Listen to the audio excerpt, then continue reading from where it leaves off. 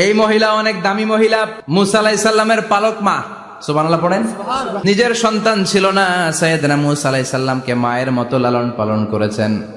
গোপনে গোপনে মুসা আলাইহিস সালামের উপর ঈমান এনেছেন। গোপনে গোপনে রাত্রিবেলা তাহাজ্জুদ পড়ে চোখের পানি ছেড়ে চাইতেন কার কাছে?